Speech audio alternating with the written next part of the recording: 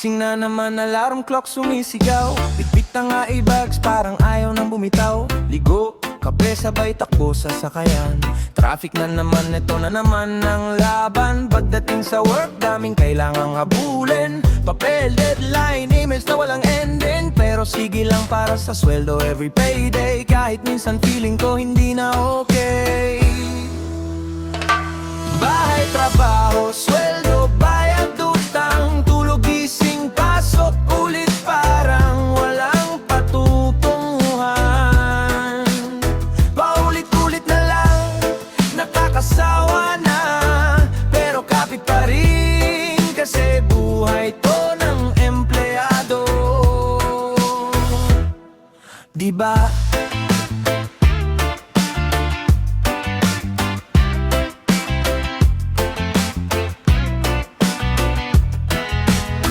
Break time kunwari, pero utak tumatakbo. May bago bang bills, paano na to? Pag-uwi sa bahay, pagod na parang lumulutang. Pero kailangan pa rin magluto kahit lutang. Sandal sa kama, pero hindi pa rin pahinga. May isipan naglalakbay, bukas trabaho na naman ba? Sa gitna ng lahat, minsan gusto ko sumigaw.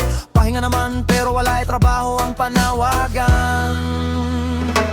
Bahay, trabaho, sweldo, bayad, utang, tulog, gising, pasok, ulit parang walang patutunguhan.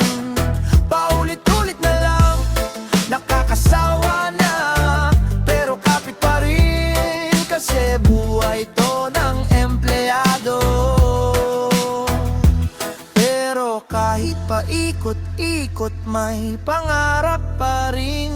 Kahit pagod, umaasa na may liwanag sa dilim. One day